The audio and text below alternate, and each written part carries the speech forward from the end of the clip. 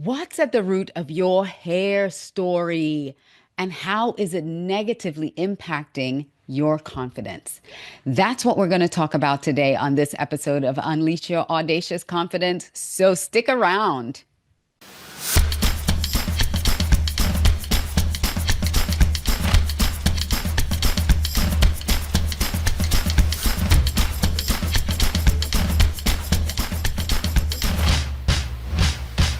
Welcome to Unleash Your Audacious Confidence on Win Win Women TV.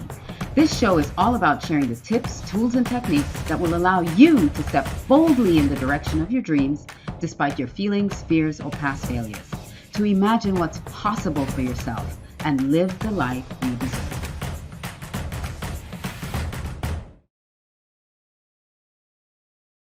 Well, hello, and welcome to this episode of Unleash Your Audacious Confidence.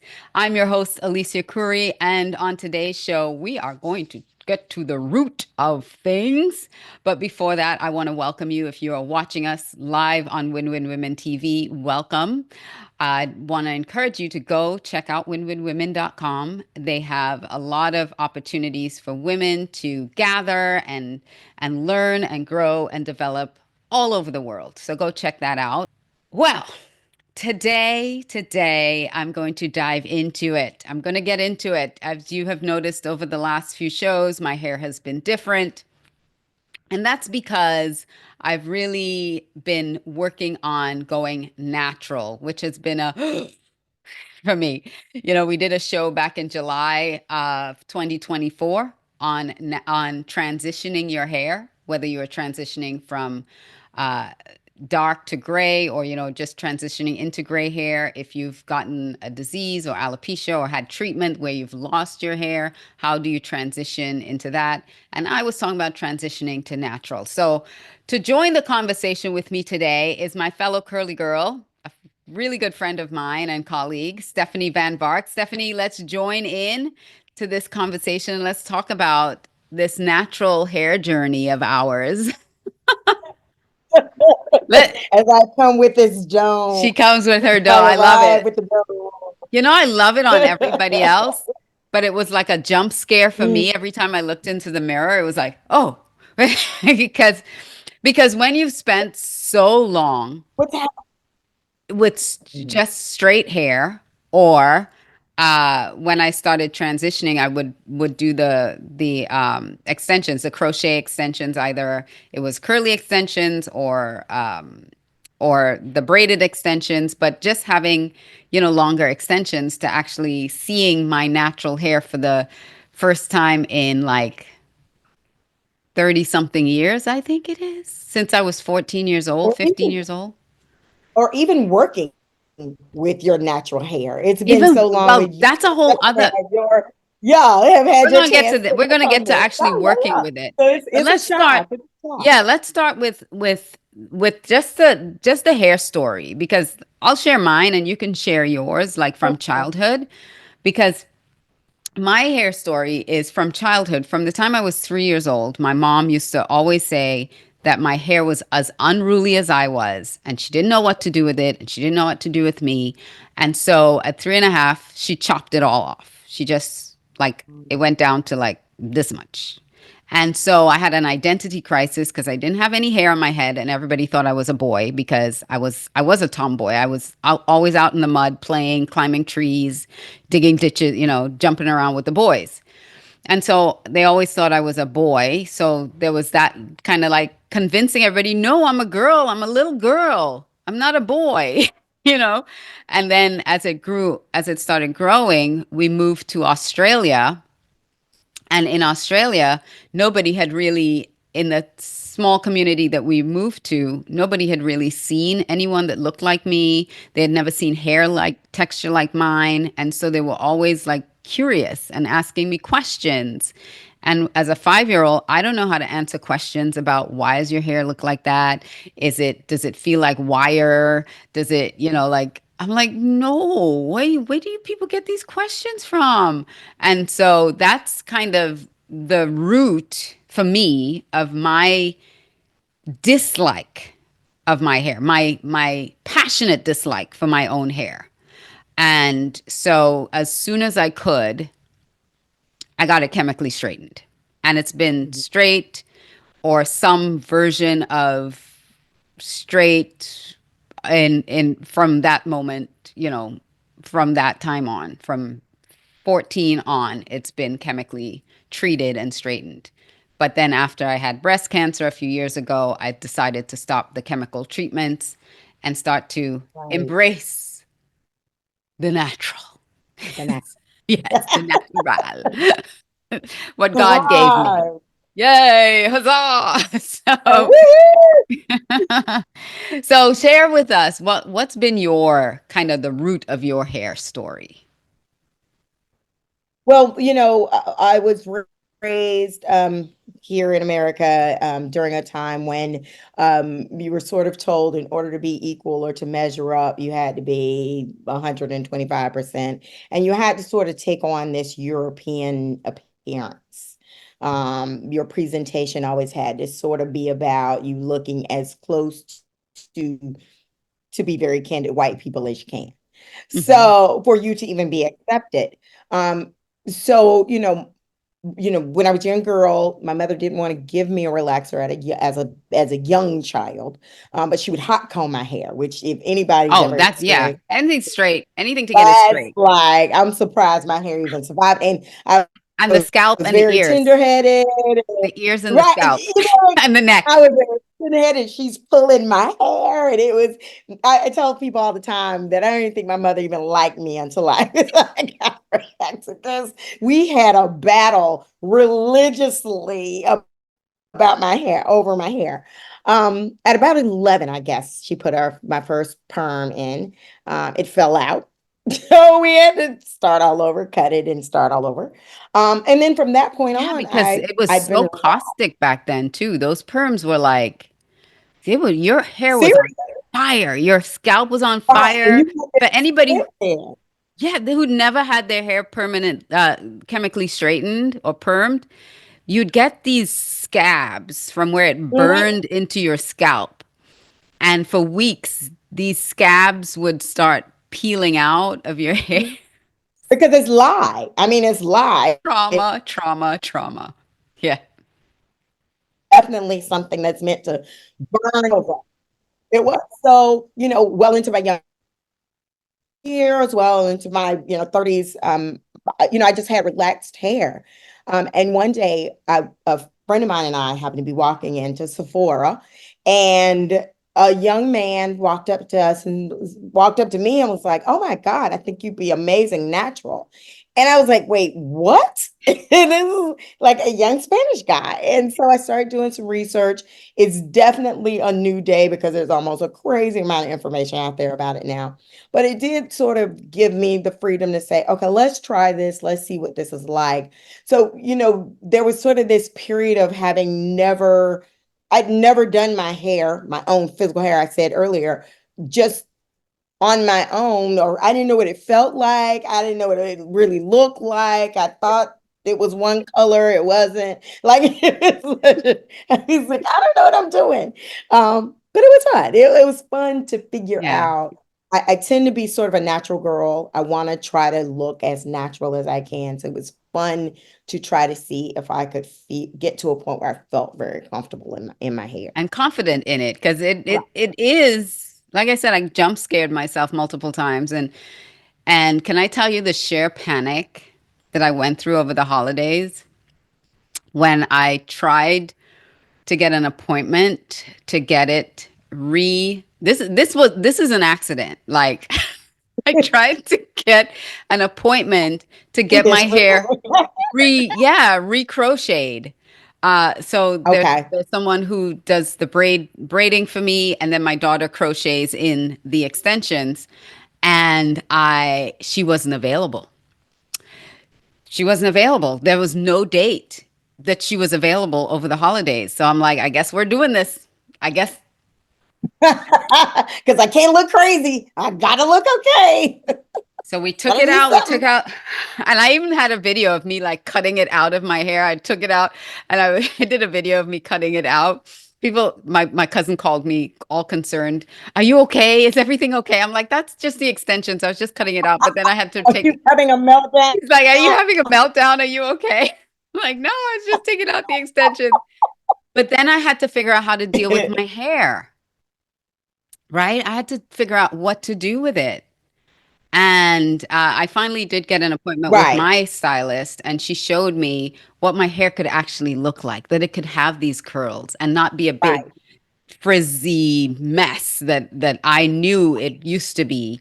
right. And so now I'm starting to experiment with different products, different things, because we get not every curl pattern is the same. Not every product will work for every curl pattern, and so then it becomes about experimenting. But you said before I get into all of that, that's a deep rabbit hole to dive into. I do want to talk about, you mentioned earlier this Right. European look, because we have these Okay. societal standards and representation in what we're supposed to look like, what beauty is supposed to be. And I Hmm. think when we look at these three things, societal standards and representation, hair discrimination, and generational and cultural influences, the generations that are coming up now, the younger generations, are embracing their natural hair from young. When we were growing up, it was more of the pull and tug, and as soon as I could hot comb this or straighten it out or something, they made relaxers for 5-year-olds, right? Because that was our mentality, to be more European, more straight hair. Oh You yeah. froze for a My mom second. was Say that like, she was again. like, no, we're not doing that. Right. Okay, And yeah, so my mother was like, yeah, we're not doing the 5-year old. the 5-year-old straighteners, right? And so we're seeing now that shift where younger girls are embracing their puffs. Like they're wearing, I saw a video of this little girl, little 5-year-old, and she got in the car and her mom, she was saying that some boy, I think she dressed up for picture day or something, and she had her two, like we used to, the two ponytail with the puffs. And she had her two little puffs, and she's like, this little boy said, I don't like your hair. And she's like, well, I don't care. I like it. She said, and with the head, and the mom was, she's like, Good. that's very good for you. She's like, I like my puffs. And she was, like thinking it. So there's just a difference in how we're raising our young Black girls to appreciate the texture of their hair from young instead of fighting with it. And there are more products out there that we never had to help you, highlight your curl pattern, to help you not have to go through that pulling and tugging and stuff. Because our hair is delicate. It is, yeah. But let me give a forewarning. This is what, look, a bit of a tip right off the bat with the hair products. There's an insane amount of products. If you ever want to go to any hair product store, I mean, there are like literal hair product stores at that point. Like these days, it's just for natural hair. It's insane. I have advised, I tell all my friends, find friends who are also natural. So you may be able to buy some, borrow some of this stuff before you go out and spend like two hundred A fifty thousand gazillion, dollars. a gazillion dollars to try to find what works for If you. it Like I works, said earlier, not every product works for every curl right? pattern. So I've been experimenting Exactly. and trying to Exactly. find. I'm fortunate that my daughter is also, she has curly hair, and so she and I have kind of been swapping stuff and trying different things, Okay, and good. yeah, Good. yeah. So we've been, and I've been doing ton of research like you, going through all of that. But when so I had a friend, I'm not going to name names, who, when my hair was a little frizzier, because I didn't know what product to use in it, and it was a little frizzier, and he's like, does it feel like a Brillo pad? And I'm like, oh my God, no. Because I have low porosity hair, and so it looks dry if it's not properly, if I don't use the right products on it. So I'm like, no. So there's this, again, misconception that Yes. if your hair, because it does look dry if you have low porosity hair, it doesn't hold moisture. And Right. because it's not holding the moisture, it can look dry. Right. That doesn't mean that it feels like, Brillo A wire Brillo pad. or, barbed wire. It could feel Yeah, very exactly. soft. Exactly. So there are Exactly. also these misconceptions that people have about, natural hair and what it can look and feel like. When we're talking about I'll protecting, say I'm okay. go ahead. No, no, I was just, Your connection, you're I'm okay breaking up when a people lot. ask me. Yeah. Okay, I'm sorry. Do you hear me? Yeah. It's Sam. I can. Internet is not stable. I'm generally okay when people ask me a question. They don't have the guts to ask me if feels like a Brillo. But if you ask me questions about my hair, because that's generally someone from another culture, and it gives us a chance to have a conversation about some of the things that we need to think about when it comes to caring for our hair and what they need to think about with regards. And sometimes you find there might be some similarities. So I always find that very interesting that you never thought of before, you know? Yeah, and I appreciate the questions now. At 5 years old, I did not like all the questions. I appreciate the questions now Exactly. because, from my mature adult side, I can have that conversation about my hair instead of making it because my hair became a part of my identity in a way. And so if you questioned it, you were questioning me. And if I didn't have a response to it, it meant something about me negatively. And so that's how it impacted my confidence in how I dealt with it because I didn't know how to address it properly. And Right. so even, when my mom was talking about it being unruly and just frizzy and difficult to deal with and all of that, that meant something about me. So Right. she, It was personal. that Yeah. belief, and I'm not dogging on my mom. I love my mother. And so just those words ringing in a young child's head, a 3-year-old's head, it became a part of my identity. Then I am unruly. I can't be controlled. I am, a mess always. And so that's how it impacted my confidence. And so I had to learn to separate the two. Right. And also to remember, it was a different time. Um, Absolutely. we were dealing with mothers who um had experienced a period of time that included discrimination and all a multitude of opinion and sexism and all kinds of things that are rectifying themselves today. But that was what they knew, and that's how they knew to share that with their daughters, good, bad, or Yeah. indifferent. Um, Yeah. and so, yeah, I get what you're saying. There was some of those statements, but at some point, you really do have to sort of say, if I want to be my best self and my best self, and I'm not saying to be natural means you're going to be your best self, but whatever that is, embrace it, own it, be the best at it, and that includes your hair, your crowning glory, you know. Yes. And as you say, crown, I just wanted to talk just for a second about the Crown Act because as we were talking about professionalism and having this European standard of what hair is, what you were supposed to be like, what we're supposed to look like in professional settings, in a job setting. I actually had someone tell me the other day they preferred me when I had professional looking hair.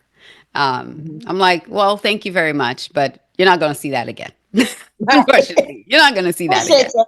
you. Appreciate it, but you're Appreciate not going to see that. you. So, so the Crown Act was instituted. You want to share a little bit about what the Crown Act is? Because it was to protect natural hair styles Uh, in the And, workplace. and are they right? Is it still an issue? Because I find that It intriguing. is still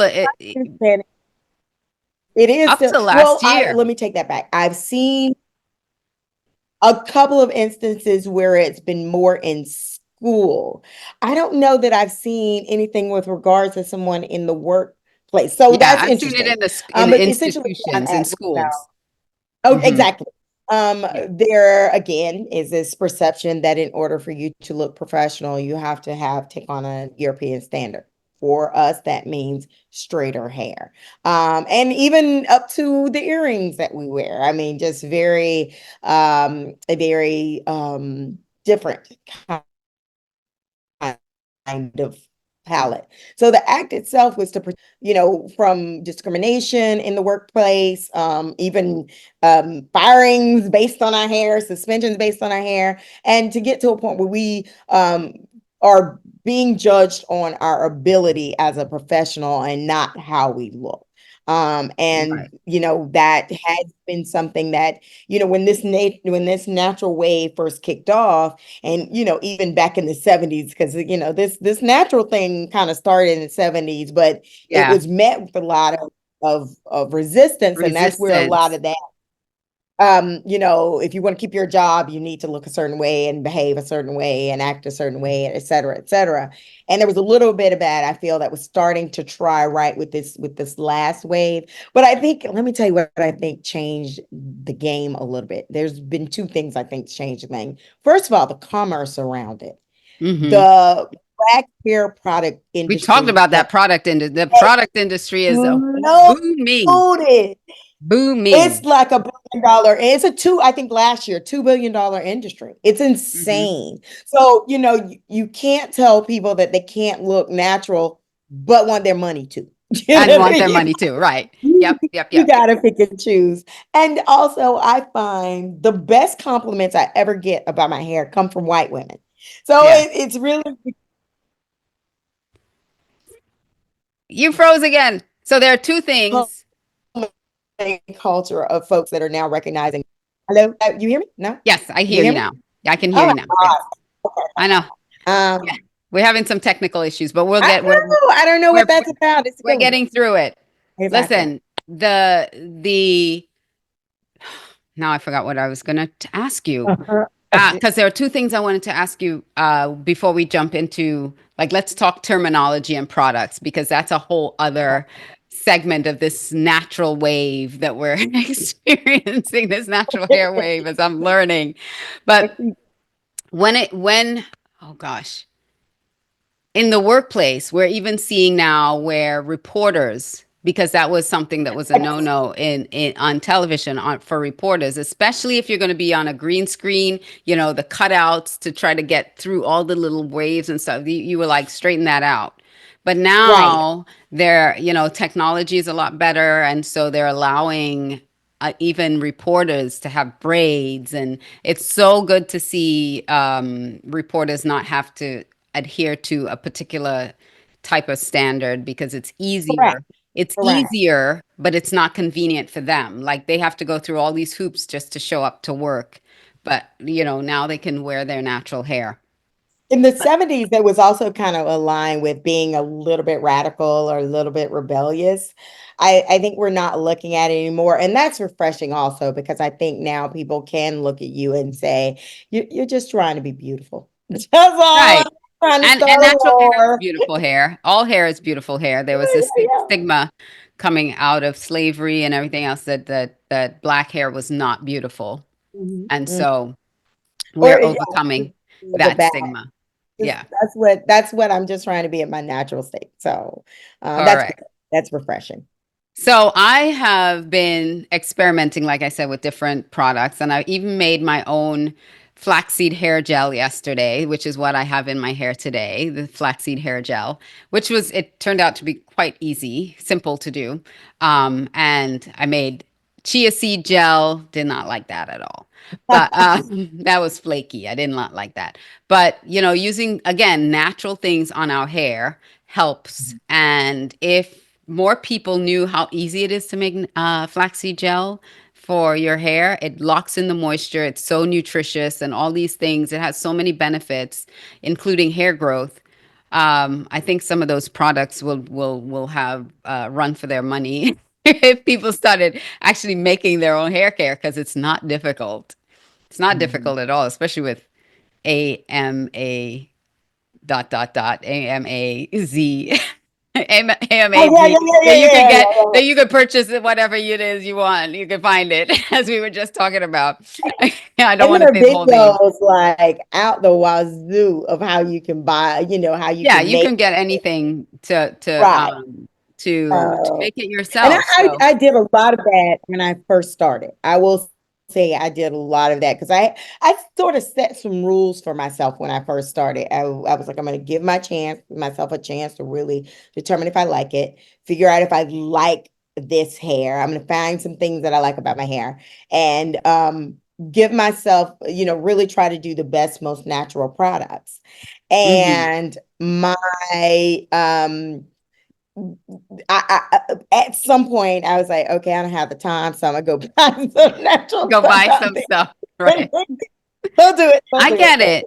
And I bought some stuff. I bought some stuff that my hairdresser recommended as well. Some really good products, but I wanted to try. I'm like, let me try this flaxseed and see how difficult it is and how what it does. And it was quite simple to to pull together. It wasn't difficult at all. You just get your flax seeds, whole flaxseed, can't be like ground flax seeds, the whole seed.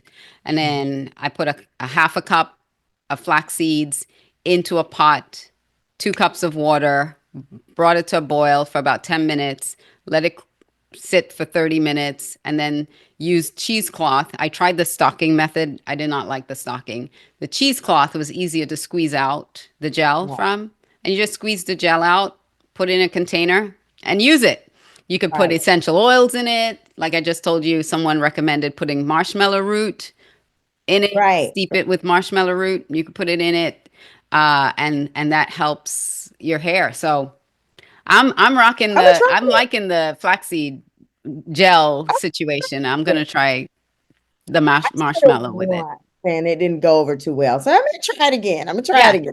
it wasn't difficult. Wasn't difficult. Whatever. So yeah, so let's talk about a little bit of terminology in the few minutes we have left. So I had to learn about the wash and go, the twist out. I don't know, any of these.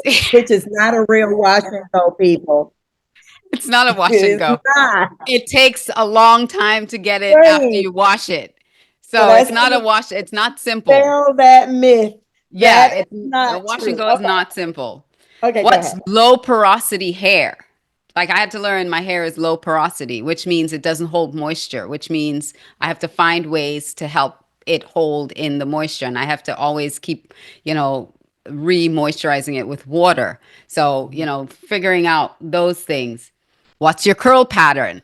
Right. That was the first one. And what is it? Like, what's the texture? What's What's your your curl textures? Yeah, pattern? you're one, two, three, or four. Is it A, B, It's a C?